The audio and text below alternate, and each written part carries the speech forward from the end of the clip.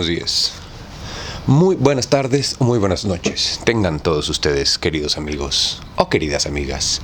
Y sí, todos ustedes, los que están en medio. Bienvenidos una vez más a su programa favorito, El Círculo de Lectura. Y pues bueno, fíjense que tratando de darle la vuelta a esta parte o a esta nueva etapa en el Círculo de Lectura en el que yo estoy más ocupado en la vida real, ¿no?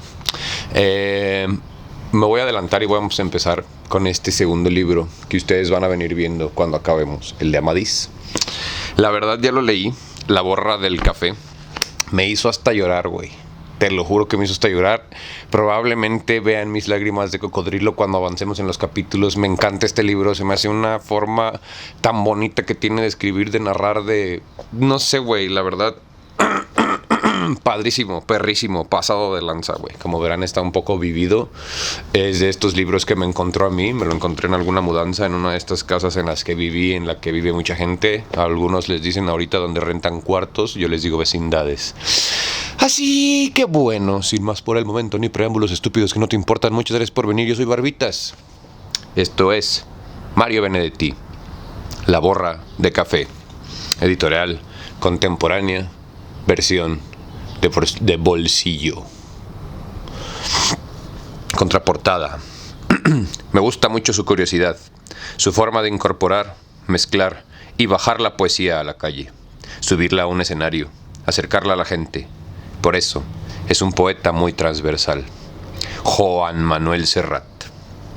Claudio retrocede hasta volver a ser un niño de 5 años y rescata el pasado de las anécdotas, las personas y los acontecimientos históricos que marcaron su vida. La mirada de Benedetti se detiene en historias que llaman a la reflexión y ofrece otras que todos podríamos reconocer como claves en la vida de un niño, de un adolescente o de un adulto. La desolación ante la muerte de la madre, el descubrimiento del amor, el acercamiento al sexo y la conciencia social, la experiencia del goce y la asunción del dolor. En suma, el paso que dejan los años y las personas a las que amamos fundamentan nuestra trayectoria existencial. Chan, chan, chan. La neta sí, güey. Mario Benedetti, de 1920 a 2009, es uno de los escritores más importantes de la literatura uruguaya. Con su novela, La tregua, 1960, obtuvo reconocimiento internacional. Esta obra fue traducida a más de 19 idiomas y adaptada al teatro, la radio, la televisión y el cine. Escribió más de 80 libros de poesía, novela, cuentos y ensayos. Y la neta, nada más por hacer emputar a los meseros de mi país, primero vamos a leer a alguien uruguayo y luego a alguien argentino. En fin, Mario Benedetti, La borra de café. Muchas gracias a ustedes por venir. ¿O no, pinche Trudy de la Sierra? Y hoy le estamos jugando al Berijas porque se me perdió mi mesa, vamos a decirlo así para que se vea interesante narrativamente. Y estoy poniendo mi café en uno de los soportes del tripié. Así que si se cae y si hay un puterío, para que ustedes se diviertan. La borra del café. Contemporánea. Mario Benedetti, Uruguay. Paso de los Toros, 14 de septiembre de 1920. Montevideo, 17 de mayo del 2009. Se educó en un colegio alemán y se ganó la vida como taquígrafo, vendedor, cajero, contable, funcionario público y periodista. Para todos ustedes, los que vienen a partir de... que nacieron a partir del 2000, la taquimecanografía, güey, es una ciencia o era un arte, o era el taller en donde te castigaban en secundaria antes, que te hacían aprenderte literalmente el teclado, güey. Pero para cuando eran máquinas de escribir, ya sabes...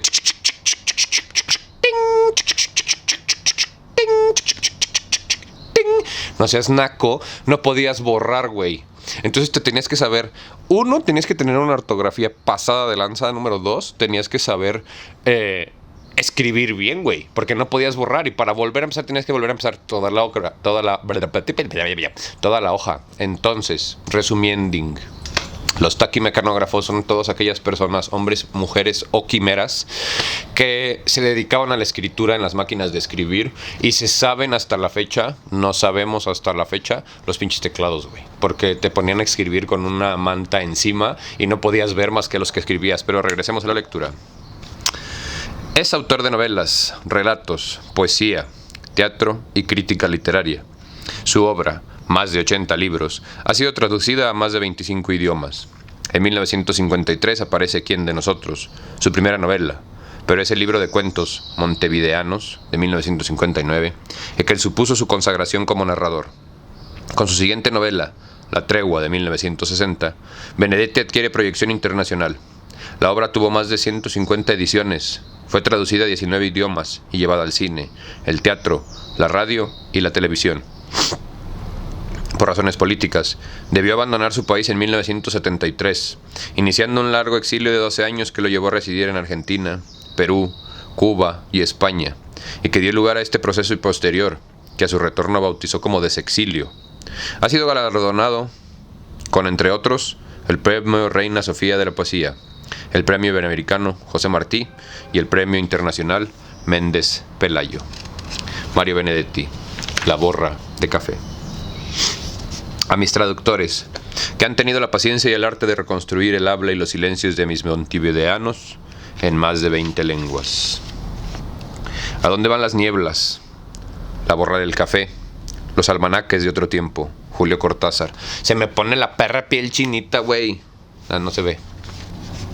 Nada es mentira. Basta con un poco de fe y todo es real. Luis Jouvet, en Entrada de Artistas. Estamos libertados como niños, inminentes para lo duradero. Milton Schinka. Las mudanzas. Mi familia siempre se estaba mudando, al menos desde que tengo memoria. No obstante, quiero aclarar que las mudanzas no se debían a desalojos por falta de pago, sino a otros motivos, quizá más absurdos pero menos vergonzantes. Confieso que para mí ese renovado trajín de abrir y cerrar cajones, baúles, grandes cajas, maletas, significaba una diversión. Todo volvió a acomodarse en los armarios, en los estantes, en los placards, en la gaveta, aunque buena parte de las cosas, no siempre las mismas, permanecían en los cofres y baúles. La nueva casa, nunca éramos propietarios sino inquilinos, adquiría en pocos días el aspecto de morada casi definitiva, o por lo menos de albergue estable, y pienso que eso era lo que mis padres sinceramente creían. Pero antes de que transcurriera un año, mi madre y mi padre, nunca ambos a la vez, empezaban a sembrar comentarios, al comienzo sutiles, pero luego cada vez más explícitos, que en el fondo eran propuestas de un nuevo cambio. Por lo general, las razones invocadas por mi padre eran la falta de sol, la humedad de las paredes, los corredores muy angostos, el alboroto exterior, los vecinos que fisgoneaban, etc. Las aducidas por mi madre eran más variadas, pero normalmente figuraban en la nómina motivos como exceso de sol, sequedad en el ambiente, espacios interiores demasiado amplios, incomunicación con los vecinos, calles sin movimiento, etc. Por otra parte, a mi padre le gustaba la tranquilidad de los barrios periféricos, en tanto que mi madre prefería la agitación del centro.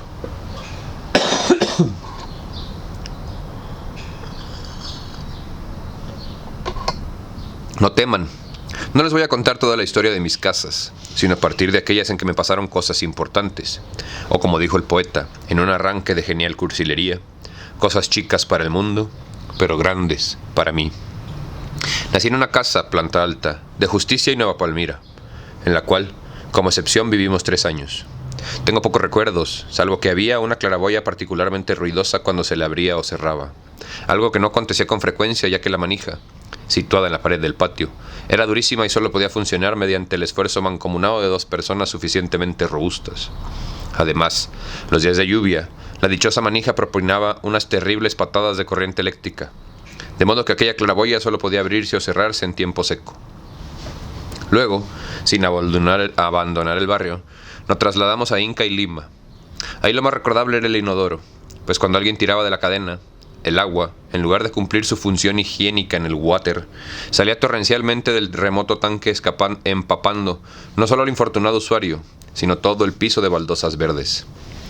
Después nos fuimos a Joaquín Requena y Miguelete, donde había más ruido callejero, pero el inodoro funcionaba bien, y no era prescindible hacer las necesidades con impermeable y sombrero. De esa casa, bastante más modesta que las anteriores, solo merece ser evocada una vitrola, en la que mi madre, cuando mi padre estaba ausente, ponía un disco con las clases de gimnasia que siempre arrancaba con una voz muy castiza. ¡Atención! ¡Listo! ¡Empecemos! Y mi madre, obediente, empezaba. Yo que ya andaba por los 5:30 la admiraba mucho cuando se tendía en el suelo y levantaba las piernas o se ponía en cunclillas y estiraba los brazos. Ocasiones de que solía desmoronarse hacia un costado, pero yo creía que eso también era ordenado por el gallego del disco. Debo aclarar que solo pude identificar el acento de aquel animador muchos años después. Concretamente una tarde en que hallé aquella reliquia del 78 RPM en un baúl y la volví a escuchar en un tocadiscos. Para todos ustedes los que nacieron en esta época aburrida y no en el pasado genial, los RPM son las revoluciones por minuto, o sea, a la velocidad que corría un disco. Antes la música se tenía que poner, venía en un estado físico, güey, que era un disco grandote así negro de vinil, o después se fue cambiando a presentaciones más pequeñas hasta las pendejadas digitales que tenemos hoy. Pero esos discos que eran como de este tamaño, de un plástico, literal, sí, plástico, todo era de plástico, bueno, todo sigue siendo de plástico. Y se ponían en un tocadiscos, que era una aguja que tenía un diamante, que al hacer fricción con las dos cosas reproducía el sonido, güey. Y todos los discos venían acomodados a diferentes RPMs, porque pues los beats y vergas que no te voy a explicar ahorita, güey. Pero eso es el RPM.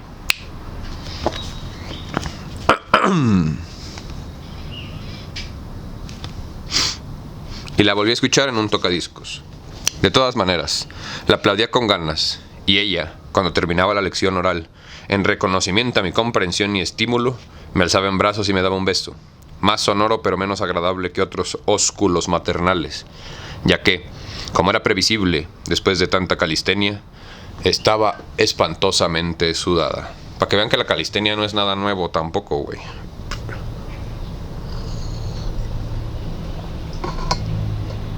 Todo te lo venden como nuevo, mi querido generación, no sé qué verga seas, porque no sabes nada. La siguiente vivienda, más modesta aún, estaba en Hocquart y Juan Paulier. Quedaba solo a 4 cuadras de la anterior. De modo que no fue fácil conseguir un camión que aceptara encargarse de una mudanza de tan corto recorrido. Algo que a mi padre, con toda razón, le parecía absurdo, a mí también, ya que las faenas de carga y descarga eran las mismas y la distancia fuera de 15 kilómetros. Por fin apareció un camionero que, gracias a una buena propina, se avino un desplazamiento tan poco tradicional. Pero su mal humor y el de sus 2 colaboradores fue tan notorio que nadie le sorprendió que un ropero perdiera todas sus patas menos una, y un espejo se encendiera en 2 lunas, una menguante y otra creciente. En el nuevo domicilio estábamos un poco apretados, y casi siempre comíamos en la cocina. Lo mejor de la casa era la azotea, que virtualmente se comunicaba con la del vecino, y donde había un perro enorme, que a mí me parecía feroz, y que se convirtió en mi primer enemigo.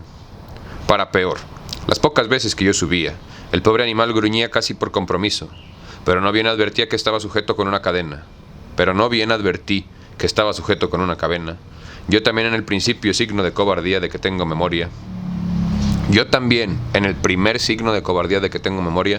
Decidí gruñirle, y aunque mi alarde resultaba apenas una caricatura, debo admitir que no contribuyó a que mejoraran nuestras ya deterioradas relaciones. Es que este güey es una chulada para escribir, güey, neta, güey. Hubo más casas en aquellos tiempos, siempre por los mismos barrios: Nicaragua y Cufre, Constitución y Goes, Porongos y Pedernal. A estas alturas los cambios de domicilio ya obedecían a una obsesión corporativa. Las mudanzas habían pasado de categoría de pesadilla a la de ensueño. Cada vez que una nueva vivienda aparecía en el horizonte, pasaba a ser, con sus luces y sus sombras, una utopía. Y cuando por fin traspasábamos el nuevo umbral, aquello era como entrar en el liceo. Por supuesto, la fase celestial caducaba muy pronto. Verbigracia cuando un trozo del cielo raso caía sobre nuestro escalapetti a la Caruso, o una disciplinada vanguardia de cucarachas invadía la cocina a paso redoblado, en medio de los histéricos alaridos de mi madre. Sin embargo, el hecho de que un mito se desvaneciera en la niebla de nuestras frustraciones no impedía que todos empezáramos a colaborar en un nuevo borrador de utopía.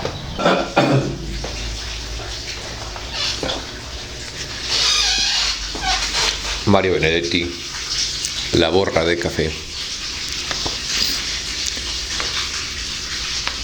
Primeros auxilios.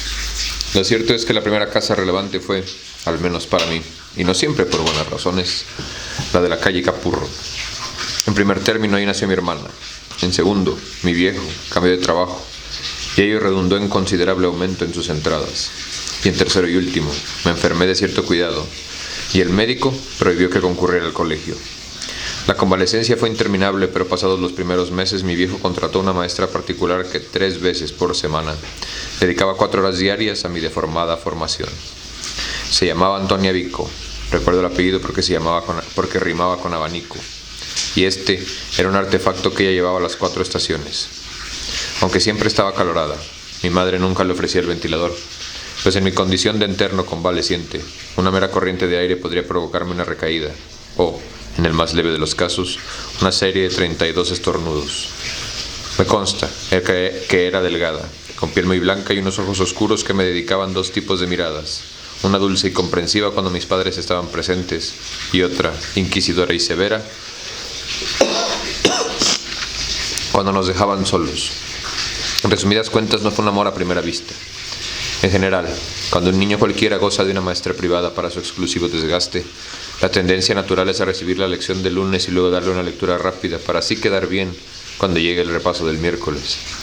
Yo, en cambio, hacía todo lo contrario. Estudiaba el lunes la lección que iba a impartirme el miércoles, lo cual provocaba en la pobre muchacha una gran frustración, una suerte de vacío pedagógico, y acaso el temor de que si mis padres se enteraban de que yo avanzaba en mis conocimientos sin que su aporte didascálico fuera imprescindible, decidieran prescindir de tan futiles servicios.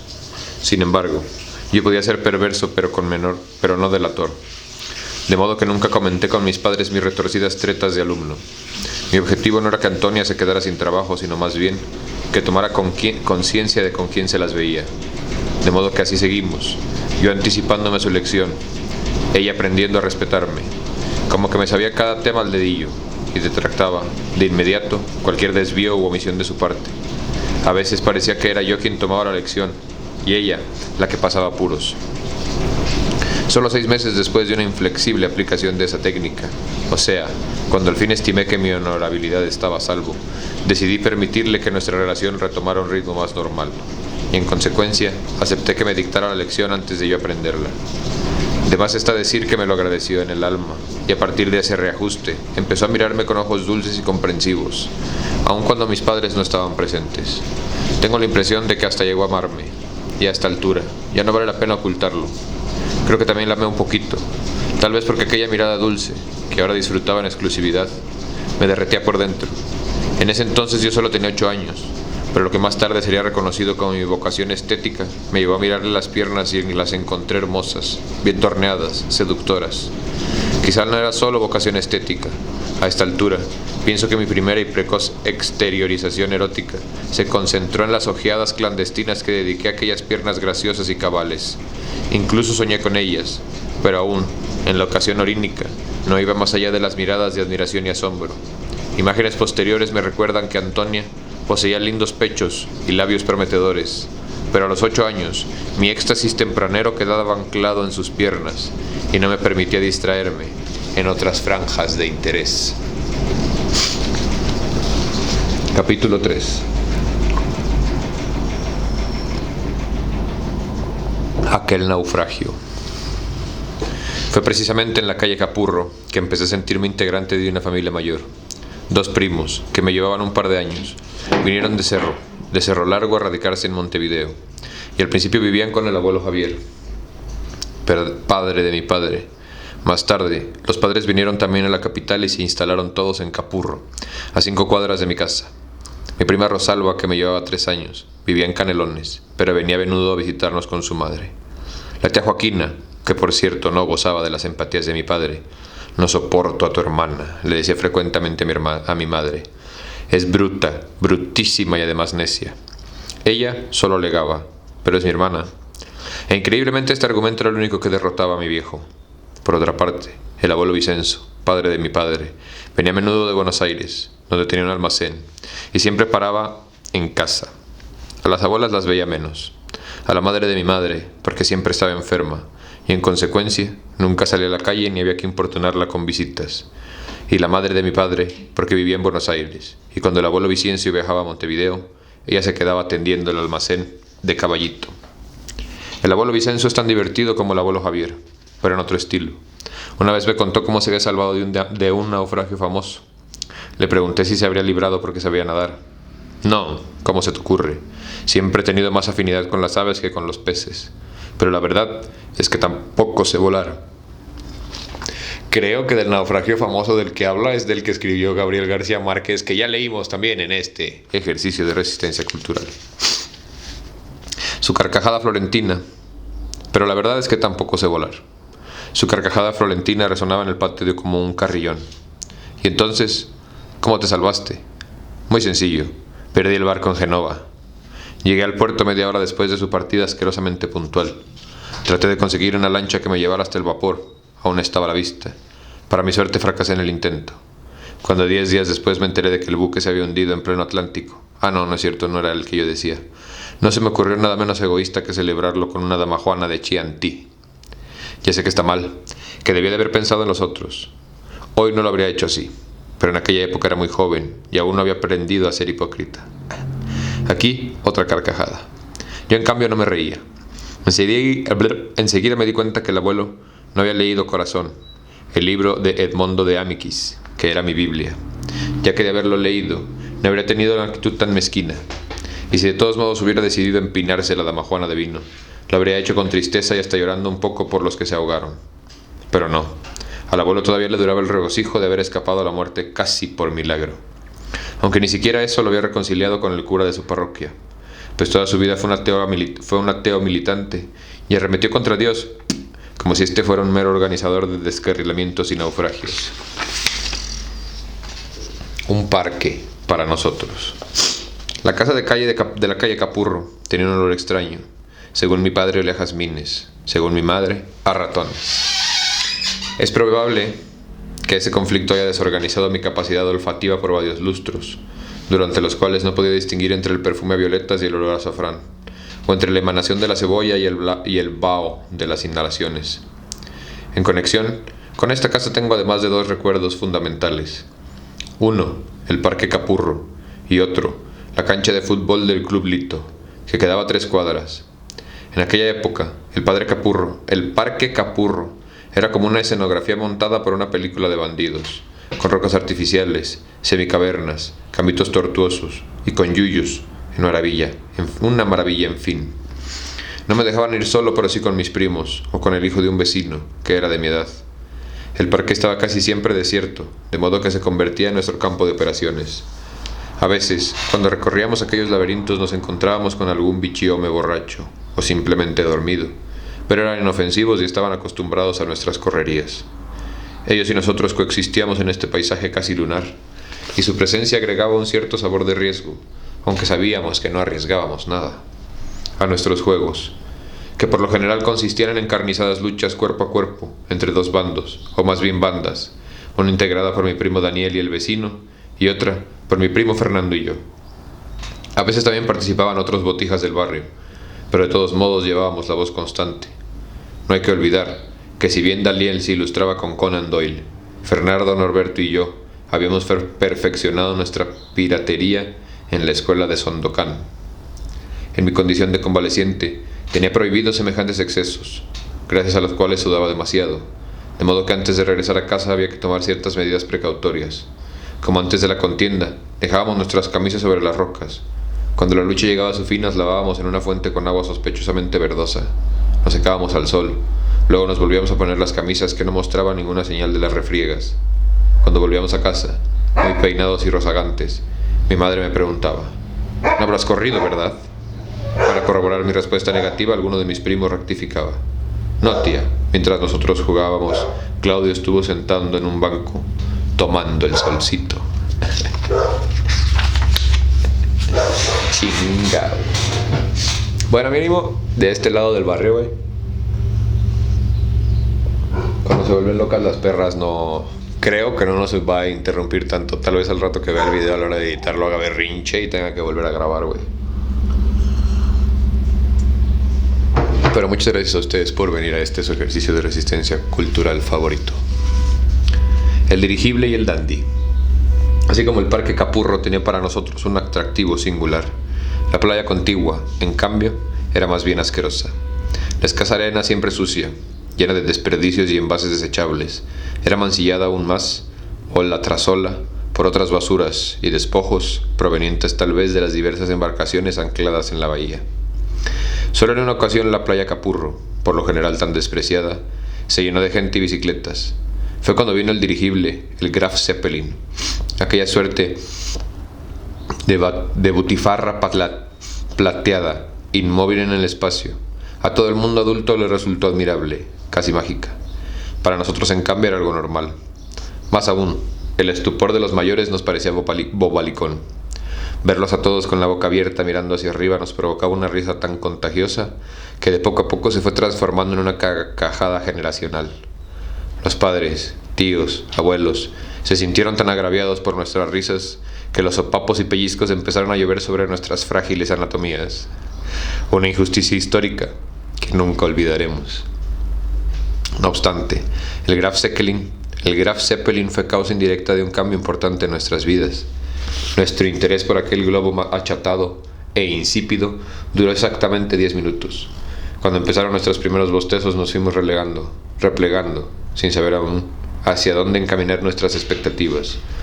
Los mayores seguían boquiabiertos, hipnotizados por aquel mamarracho hermético instalado en el espacio abierto. De pronto, nos dimos cuenta de que esta jornada no existíamos. Estábamos al margen del mundo, por lo menos del mundo autorizado a asombrarse. De modo que cuando mi primo Daniel dijo: «Somos libres», todos fuimos conscientes de que se había convertido no solo en nuestro portavoz, sino también en nuestro líder. Por diversos senderos empezamos a retroceder hacia el parque, sin apuro y sin llamar la atención.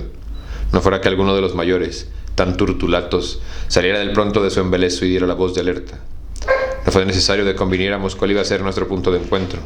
Sabíamos que nos íbamos a reunir en un pequeño claro entre las rocas, donde confluían 3 o 4 caminitos, y siempre había sido la zona neutral de nuestros juegos, contiendas y desafíos. Ahí nos encontramos, pues, y esta vez fue además paraninfo de deliberaciones. Aquella circunstancial indiferencia de los adultos, unida a la no buscada, sorpresiva pero evidente libertad de que gozábamos desde la última media hora, nos obligaba a un decisivo reajuste. No teníamos ganas de jugar ni entablar una sudorosa trifulca de engaña pichanga. Era como si alguien, al despojarnos repentinamente de nuestra escafandra de inocencia, nos hubiera dejado desnudos frente a un nuevo y desconocido compromiso.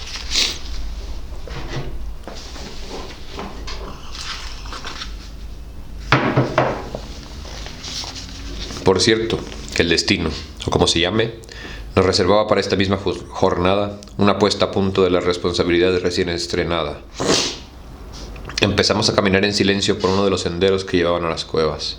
Íbamos tan absortos que casi tropezamos con un cuerpo tendido. La mueca instalada en el rostro y cierta rigidez de los miembros eran signos demasiado evidentes.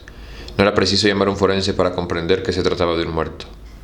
«Fíjense, es Dandy», dijo mi primo Fernando. Ese era el nombre que se le daba a sí mismo, a un conocido bichicome, decano del parque, que generalmente hacía de las cuevas su dormitorio estable.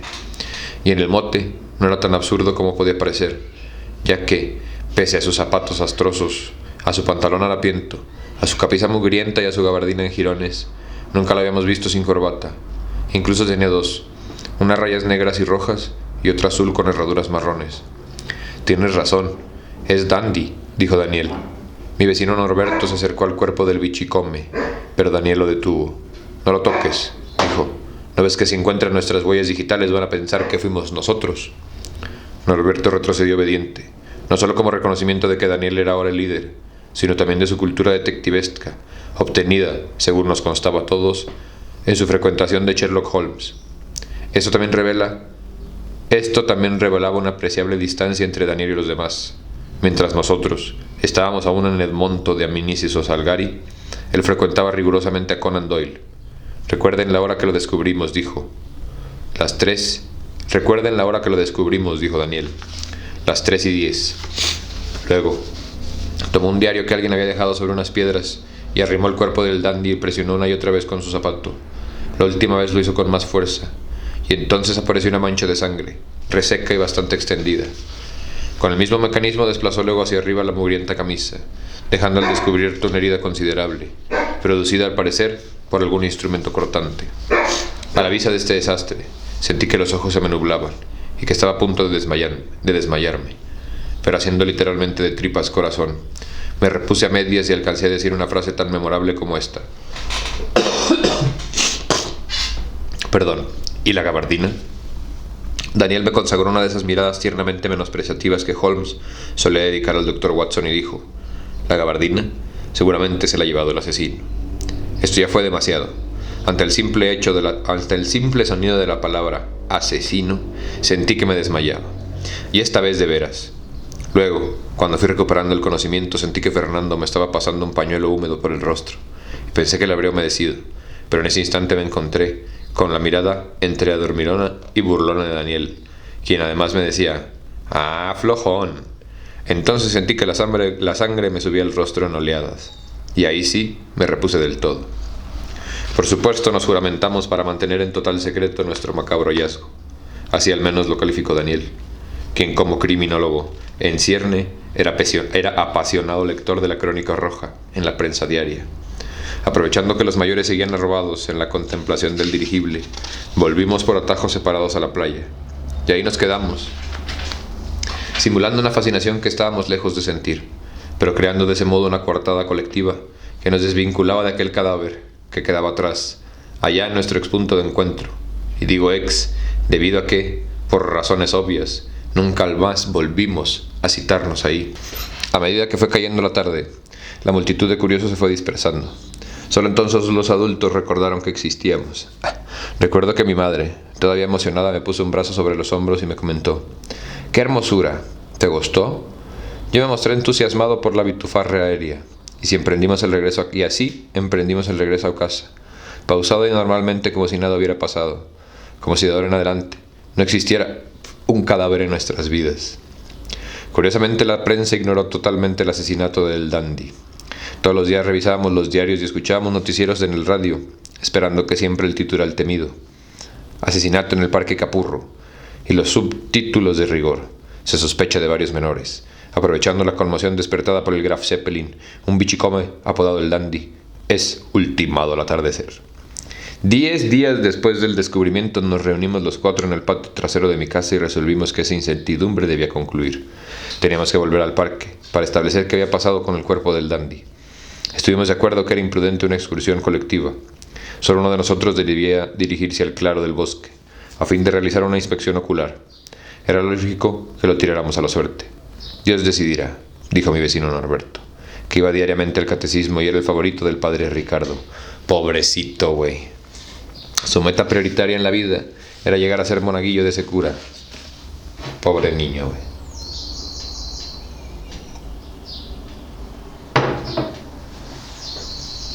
Nosotros, afortunadamente, teníamos por entonces otros ideales.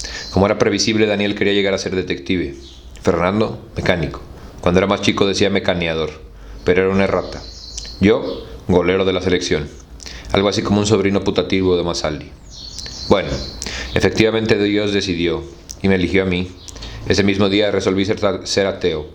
Y hasta hoy me mantengo. Fue un trauma muy duro. No sé qué habrá pasado si el sorteo hubiera señalado a Norberto, o a Fernando, o a Daniel.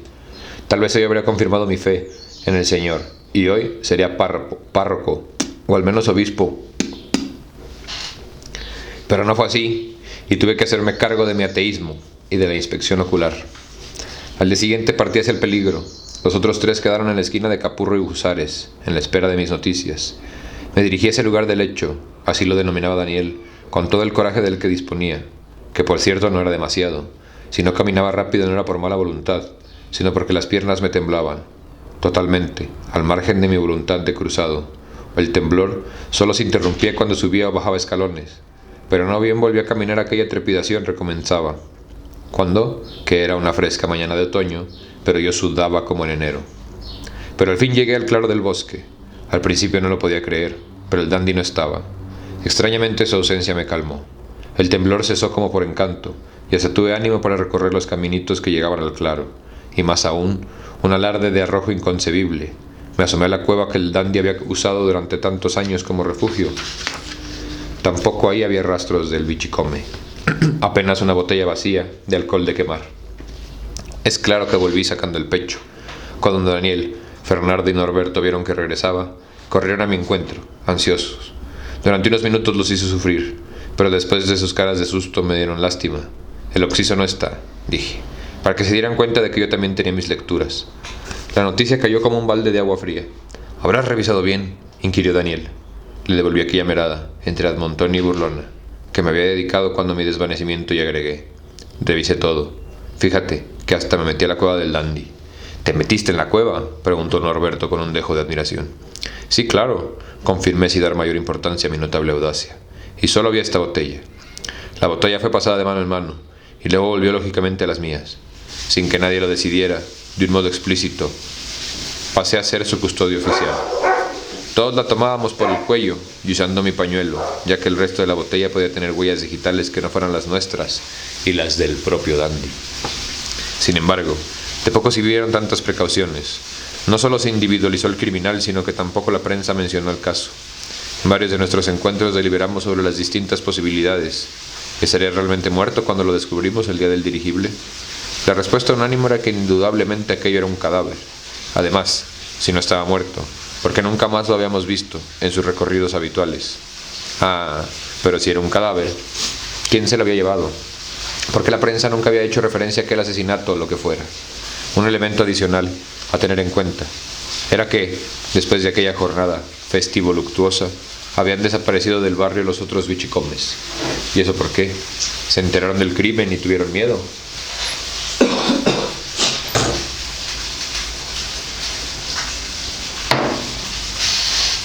Bichicome, por lo que puedo inferir, se refiere a vagabundo.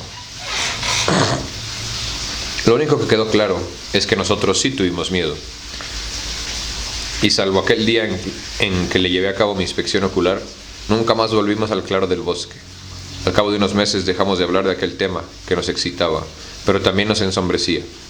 Sin embargo, la postrera mueca del Dandy siguió apareciendo durante varios meses en mis pesadillas, hasta que por fin se retiró también de ese territorio. 2 o 3 años más tarde escuché por única vez en la radio de un tango que incluía esta estrofa. Y a veces, cuando me aburro, recuerdo al Dandy, aquel vago, que en un miércoles aciago cagó fuego allá en Capurro. Anoté enseguida aquellos versos, pero que no se me olvidaran, pero sentí que otra vez me invadía, no el miedo de aquel otoño, sino un rescoldo de aquel miedo. Quizá por eso no llamé a la radio para preguntar el título del tango y el nombre del tanguero. No lo comenté con nadie, y nunca más escuché aquella letra, que después de todo no era muy brillante. Sin embargo, al día siguiente consulté una de esas tablas que traen algunas agendas para averiguar el día de la semana correspondido a un día cualquiera del pasado. Y el día del Graf Zeppelin era un miércoles, y así todo. Y el autor del tango no especificaba que había sido un crimen. Cagó fuego es sinónimo lunfardo, crepar, morir. Pero puede ser una muerte natural. Muerte natural con semejante herida en el costado y con toda la sangre derramada. El episodio podía dar lugar a todo un ensayo sobre el tango y desinformación, salvo que el autor fuera el asesino. ¿Por qué no? Y la letra una coartada, una suerte de deliberada bruma sobre aquella muerte. Ya sé, Daniel habría dicho, como es obvio, el asesino suele volver al lugar del crimen, y ese tango está clarísimo, es un simple regreso. Pero no tuve ánimo para hablarlo con nadie, y aún así, si lo hubiera hecho, y aún si lo hubiera tenido, tampoco habría podido, ya que Daniel precisamente ese año viajaba con sus viejos por Estados Unidos. Pro y contra de la osadía.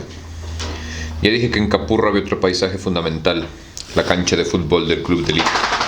Era una institución modesta, pero que integraba una división que entonces se llamaba intermedia, pero todo el barrio la apoyaba.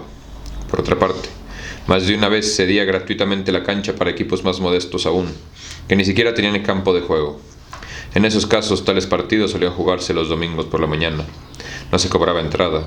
A veces íbamos con el viejo, que era un tibio hincha de Defensor, aunque nunca acumulaba suficiente entusiasmo como para trasladarse al Parque Rodo. La cancha de Lito, en cambio, quedaba ahí cerquita, y él se divertía con las chambonadas de aquellos cuadritos que se enfrentaban a las soleadas mañanas de domingo. Todavía recuerdo a un arquerito casi adolescente que tenía una manía. Cuando los tiros de los delanteros rivales eran fuertes y esquinados, se mandaba tremendas palomas y despejes de puño, y era muy aplaudido por los 40 espectadores. pero cuando el balón valía por alto, entonces se daba el lujo de estirar su camiseta hacia adelante y recibía la pelota en el hueco improvisado. Ese alarde era para él la gloria, porque dejaba en ridículo a los del otro equipo, y además divertía a los mirones. Una vez, sin embargo, no tuvo suerte.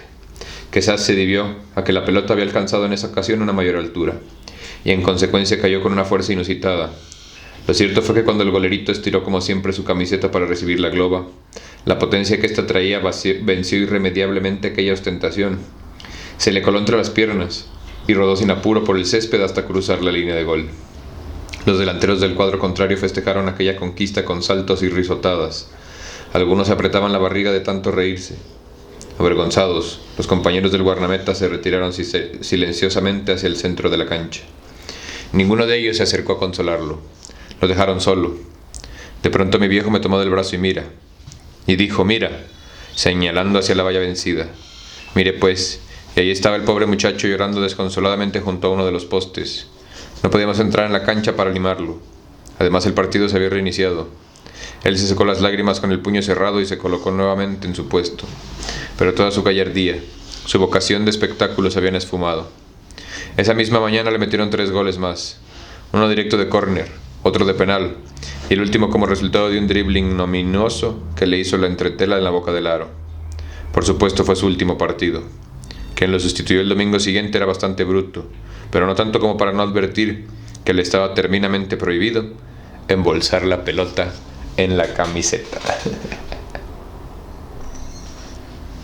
Como una buena o mala acción puede ser determinante para que te pasen o no te pasen las cosas, ¿no, güey? Como para que sigas o no sigas haciendo las cosas.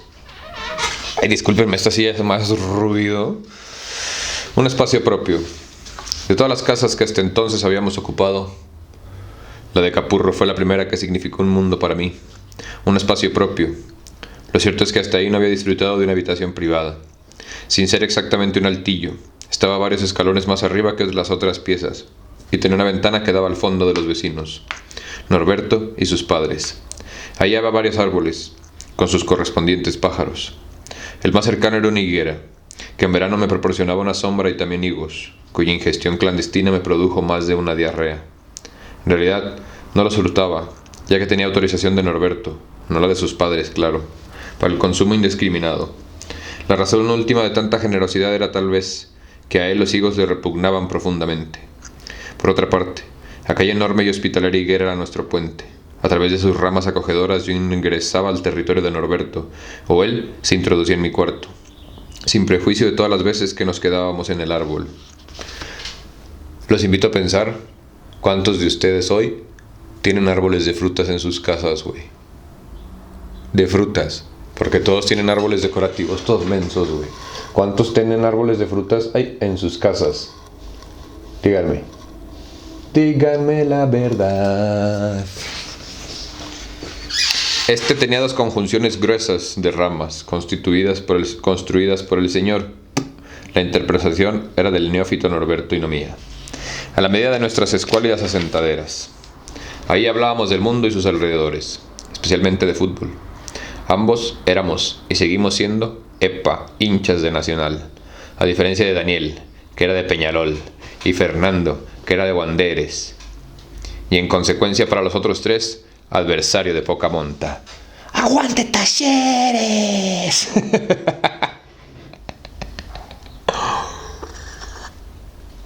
Sin embargo, aunque predominante, el fútbol no era el único tema. También intercambiábamos impresiones sobre nuestros padres, hacia los cuales sentíamos una mezcla de devoción y de resentimiento, fundado este último en los límites territoriales, lúdicos, verbales que nos imponían, y a pesar de que casi diario vulnerábamos deliberadamente esas fronteras, mereciendo así, cuando nos descubrían, las bofetadas maternas de rigor. Las paternas solo nos alcanzaban en circunstancias particularmente graves. Por supuesto, en los últimos tiempos discurríamos infatigablemente sobre el dandy, su muerte. Ni siquiera entre nosotros 2 nos atrevíamos a calificarla de asesinato, y la misteriosa desaparición del cuerpo. Ese sí que era cuerpo del delito, dijo cierta vez Norberto, haciendo gala de una osadía que francamente me sorprendió. En otras ocasiones, mucho menos frecuentes, hablábamos de temas escolares, particularmente de aquellos que nos resultaban impenetrables, como por ejemplo las ecuaciones de tercer grado o la partenogénesis en los pulgones. Quiero aclarar que a esta altura ya no recibía clases de la bien amada Antonia Vico, sino de un señor llamado Humberto Fosco, cuyas piernas acaso venía de pantalones, pero una vez la vi de bermudas en pocitos. Peludas y flaquísimas, jamás habrían podido competir con las de mi maestra, que últimamente había reaparecido en mis sueños y ensueños, y debo dejar constancia de ello. Y no solo con sus benditas piernas. Antonia Vico no había sido despedida. Yo no lo habría permitido. Claro, simplemente le sucedió una catástrofe. Se casó. Le oí decir a mi mamá que el novio era un muchacho muy apuesto, pero semanas más tarde Antonia lo trajo que lo conociéramos, y francamente me pareció un flaco sin ninguna gracia. Ella advirtió que yo no miraba con ojos rencorosos y entonces, para mejorar el clima, le dijo al ahora marido, apoyando su mano en mi hombro: «Mira, Amílcar, este fue mi mejor alumno». Para colmo se llamaba Amílcar, algo insoportable. El señor Fosco fue convocado entonces. Debía prepararme para el ingreso a la secundaria. La casa tenía un paisaje y también tenía un tacto. Los apagones no eran tan frecuentes como lo fueron años más tarde, pero de vez en cuando el barrio entero se sumía en las tinieblas. Mis padres usaban sus linternas, pero a mí me gustaba andar a tientas, solo, guiado por mis manos o en todo caso por mis pies descalzos. Tocar la casa, palpar sus paredes, sus puertas, sus ventanas, sus pestillos, contar sus escalones, abrir sus armarios. Todo eso era mi forma de poseerla. Para mis padres, siempre fue una casa meramente alquilada, pero yo no tenía demasiado claro el linde entre locación y propiedad, de modo que para mí, la casa de Capurro fue mi casa. Tenía asimismo un olor peculiar, y no me refiero al de la cocina, que lógicamente variaba con los pucheros, churrascos, guisos y tucos con los que mi madre era experta. No, el olor al que me refiero es el de la casa en sí, que exhalaban por ejemplo las baldosas blancas y negras del patio inferior, o los escalones de mármol del zaguán, o tablas del parquet, o la humedad de una de las paredes, o el que venía de la higuera cuando yo dejaba mi ventana abierta. Todos esos olores formaban un olor promedio, que era la fragancia general de la vivienda. Cuando llegaba de la calle y abría la puerta, la casa me recibía con su olor propio, y para mí era como recuperar la patria. Y cómo el olor además puede volverse parte de nuestros recuerdos, de nuestra psique, de nuestra mente para siempre, güey. ¿No les ha pasado que pasan por algún lugar y se acuerdan de alguien que nunca en su perra vida se acuerdan ni siquiera cómo se llama, pero por el olor se les trae bam, bam, bam, bam y todo eso? No sé, güey. Me cuesta mucho trabajo hilar ahorita las palabras, así que mejor vamos a leer. Soñar en colores. Si se aceptó al dandy, el personaje más relevante que Claudio conoció en Capurro fue el ciego Mateo Recarte. En esa época tenía 23 años y se hablaba mucho de él en todo el barrio.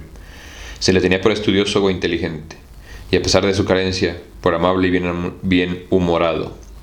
Tenía una hermana, 2 o 3 años menor, de la que también se hablaba bastante, aunque por otras razones. María Eugenia era de una belleza singular. No se parecía a ninguna actriz o modelo famosas. 4 años atrás había sido elegida Miss Soriano, pero luego no quiso volver a competir en esos certámenes por considerarlos demasiado frívolos. Todos pensaban que, de haberlo querido, ya figurarían en sus palmares los galardones de Miss Uruguay, Miss Mundo, Miss Universo y hasta Miss Galaxia cuando los hubiera. Sus curvas eran perfectas, su estatura ideal, su rostro podía haber sido elegido por Filipino Lippi para una de sus vírgenes. Su atractivo era tan intimidante que ninguno de los muchachones capurrenses se había atrevido a cortejarla, algo que no impidió que, años más tarde, cuando María Eugenia se casó con un extranjero, montevideano pero del cordón, lo considerasen poco menos que una perjuria. De todo esto vino después, cuando Claudio trabó conocimiento con los hermanos Recarte. Tendría 10 u 11 años, y a nadie le parecía mal que, cuando llegaba a su casa, María Eugenia le acariciase el cabello siempre revuelto o lo besase a la europea, en las 2 mejillas, algo que luego servía para que Norberto, Fernando y Daniel se burlaran, de puro envidioso, y lo llamaran socarronamente el novio de Miss Soriano. Él no se inmutaba y solo les decía: ojalá. Aurora, la madre de Claudio, enviaba a veces a los Recarte algún postre especial o alguna tarta de manzana, y por lo general usaba a Claudio como recadero, y tras el intercambio ritual de sonrisas y besos con María Eugenia, se quedaba a conversar con Mateo. El ciego tenía para Claudio un atractivo especial. Le alucinaba imaginar cómo Mateo lograba comunicarse con el mundo. Llegaba a cabo sus encuestas con tal inocencia que el cielo aceptaba preguntas que, de haber venido de un adulto, le habrían fastidiado o le habrían parecido menospreciativas. Uno de estos diálogos, el chico le preguntó si siempre había sido ciego, y Mateo le aclaró que no, solo desde los 10 años, a consecuencia de unos irreversibles desprendimientos de retina. Así que antes veías los colores, confirmaba Claudio con euforia. Por supuesto. ¿Y ese recuerdo te ayuda a imaginar lo que te rodea? Sí y no. También los recuerdos se van borrando. A veces recuerdo el recuerdo del color, pero no el color mismo. Vos te acordás de todo lo que aconteció cuando tenías 6 años. ¿No te pasa que a veces recordás algo que ocurrió, pero no como una evocación directa de tu memoria, sino porque el episodio viene siendo repetidamente narrado a través de los años, por tu madre o por tu padre? Al final, asumís tu papel como protagonista de la historia contada, pero no desde el interior del protagonismo que alguna vez tuviste. A Claudio, esa explicación lo superaba. Se le figuraba enigmática pero fascinante. Entonces agregaba: ¿y soñás a veces? Sí, sueño a menudo. ¿Y en los sueños ves? Bueno, no sé si veo o creo que veo. ¿Y soñás en colores? No siempre, pero en alguna ocasión. Lo que ocurre es que cuando despierto tengo conciencia de que soñé con colores, pero no te sabría decir cuál es el rojo, el amarillo o el verde. Además, no siempre sueño que veo, o creo que veo. Lo más frecuente es que intervengan en mis sueños los sentidos que aún poseo. O sea, sueño que palpo cosas, saboreo cosas, oigo cosas, huelo cosas. Otras veces le preguntaba sobre sus modos de comunicación con el mundo, ya no cuando dormía sino en plena vigilia. No es tan distinto, respondía pacientemente Mateo. También en esta situación mis 4 sentidos válidos suplen y ayudan al otro, el que me falta. Es como si multiplicaran su eficacia. Normalmente, el ciego quería que Claudio le contara detalles de sus juegos, de su entorno familiar, pero el muchacho no comprendía cómo a su amigo le podía interesar algo tan rutinario como la vida diaria de alguien que podía verlo todo, y en consecuencia no necesitaba imaginarlo, cuando justamente ahí residía el encantamiento de la ceguera inteligente. Lo único que le parecía verdaderamente lamentable era la existencia de Mateo. Lo único que le parecía verdaderamente lamentable en la existencia de Mateo era que no podía contemplar la belleza de su hermana.